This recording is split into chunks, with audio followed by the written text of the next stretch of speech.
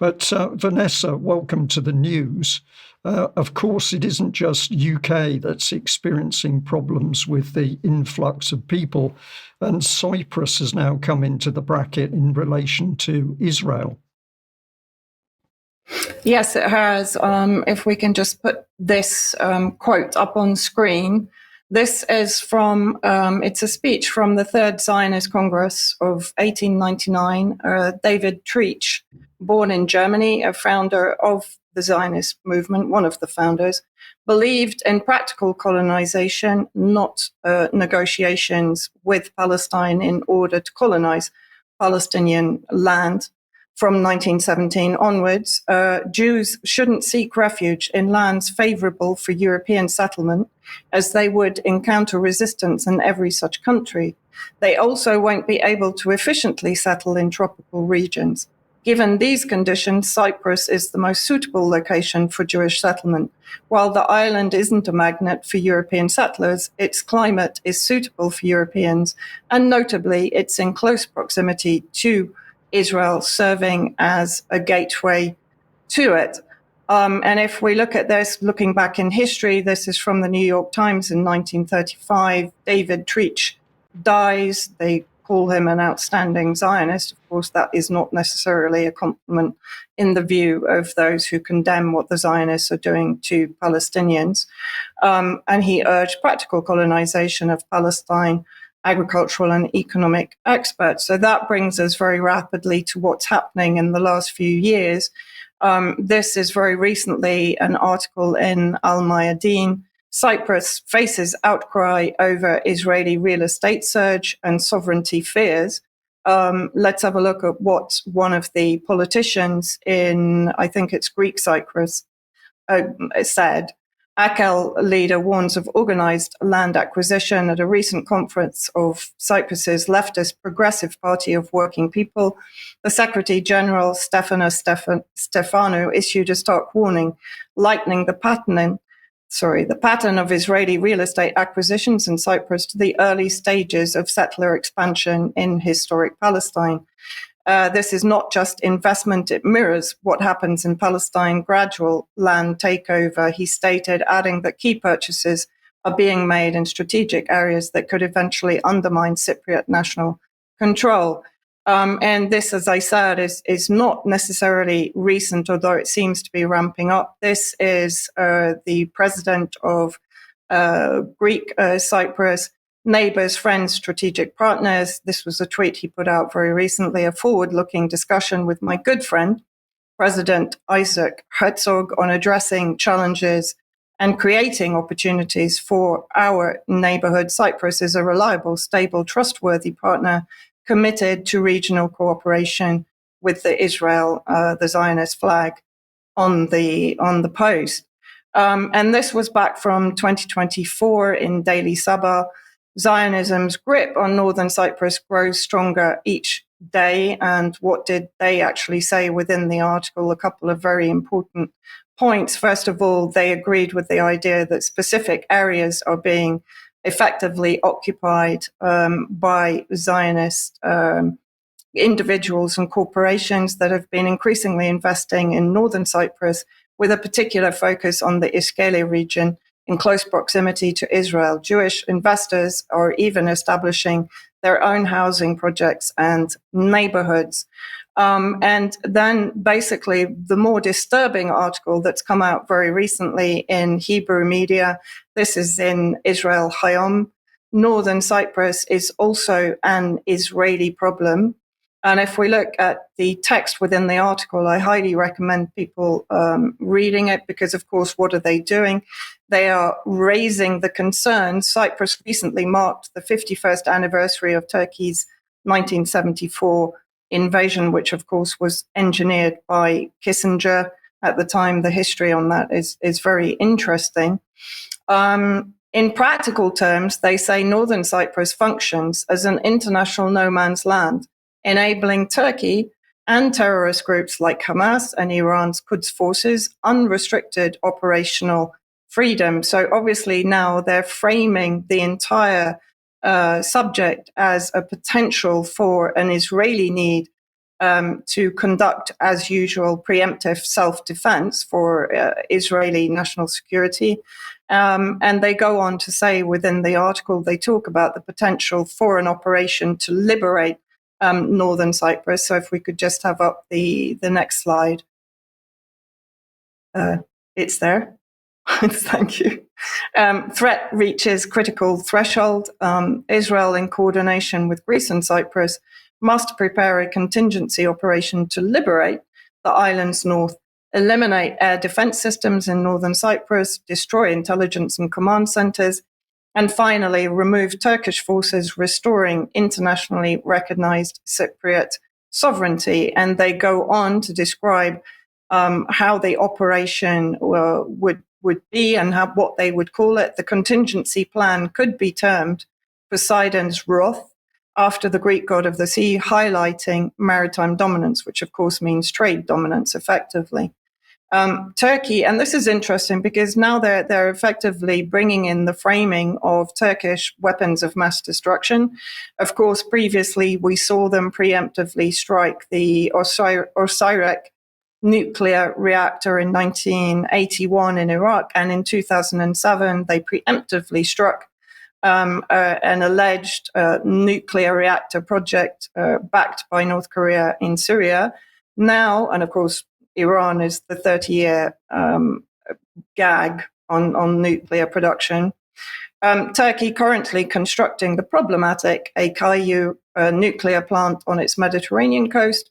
This should be internalized. So here in this article, effectively what they're doing is framing the potential for military intervention in Cyprus. Of course, Cyprus is very much occupied by British military and air force that has been used to sustain and assist the genocide in Gaza, allegedly surveilling Gaza for hostages, but of course providing equipment to the Zionist forces and surveilling Palestinian civilians inside Gaza that, of course, were then targeted by the IOF. So very disturbing times at the moment. The fact that they are declaring that Turkey has weapons of mass destruction.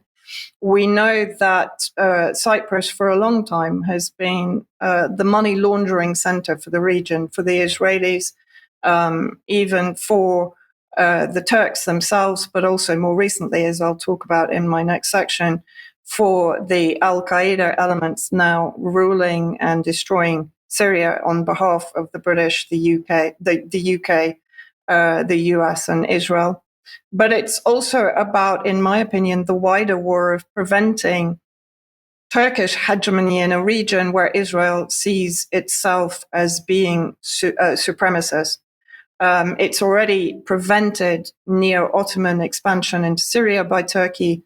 Now it is targeting effectively Turkish-held territory in Cyprus, threatening to push Turkey out of a very strategic position in the Mediterranean, which of course is jam-packed full of hydrocarbons and oil resources, and also challenging Turkey in the north of Lebanon.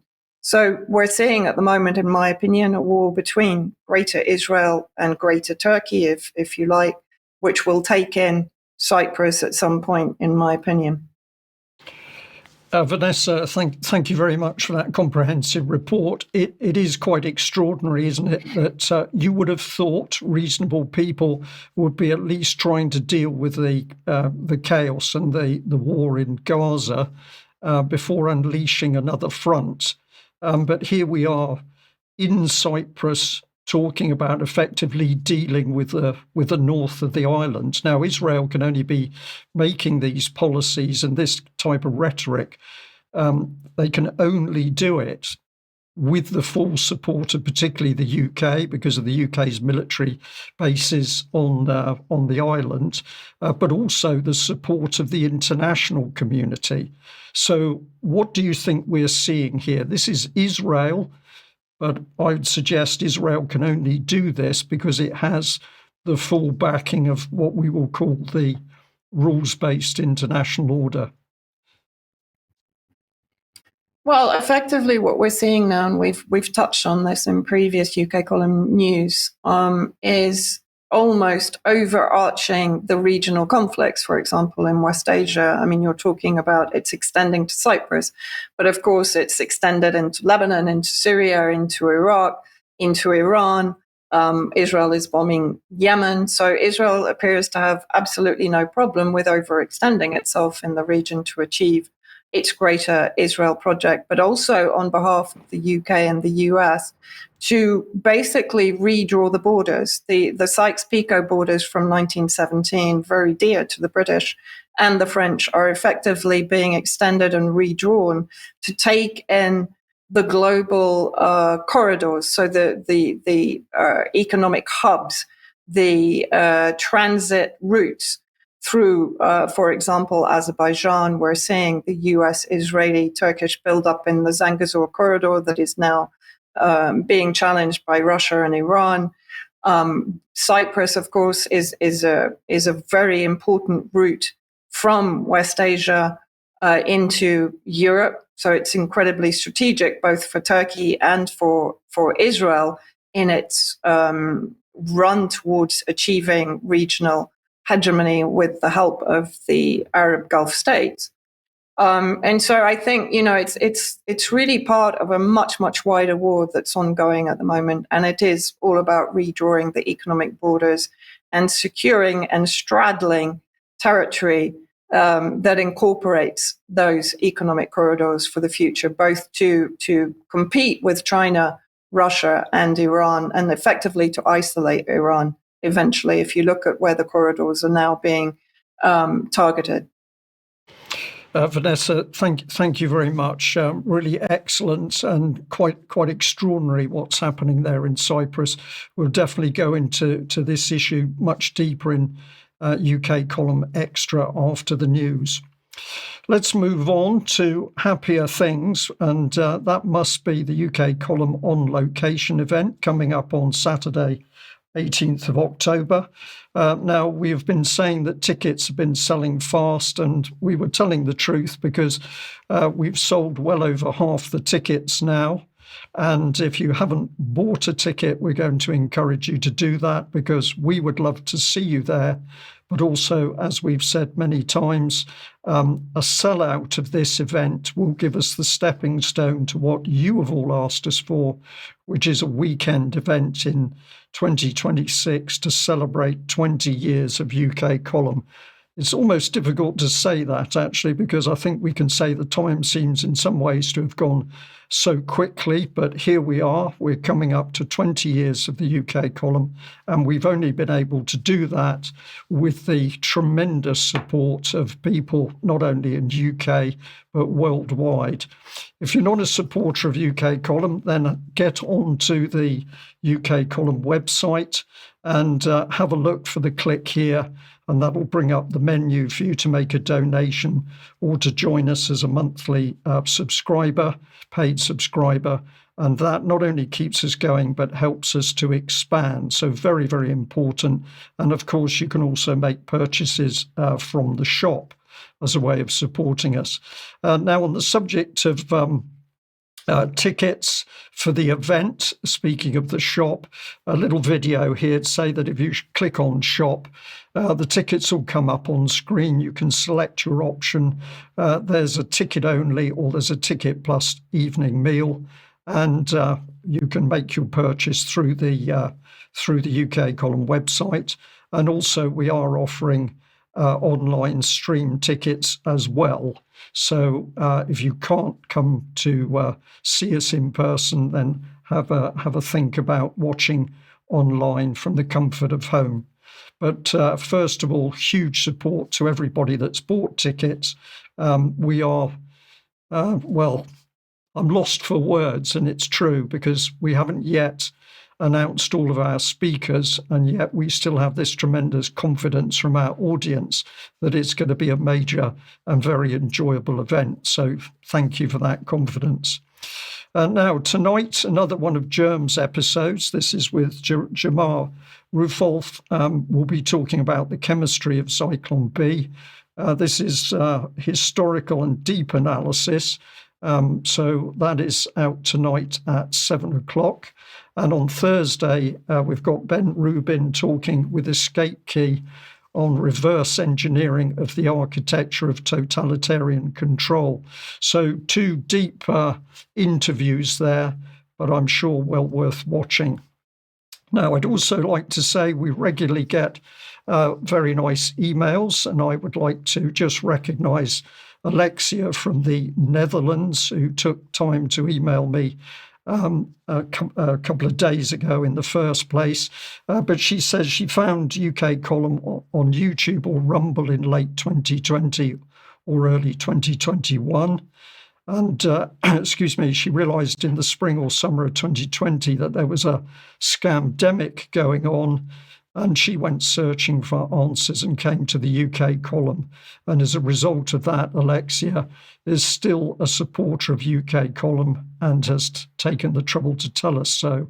So thank you very much for that. And again, I'm going to say a huge thank you to people wherever you are in the world. And we know there's now a huge number of countries watching UK Column. Now, just a little reminder that a week or so ago, I put out this interview with Lynn Lopez Salcedo, from Zionist to Anti-Zionist, Memories, Dreams and Visions of Peace.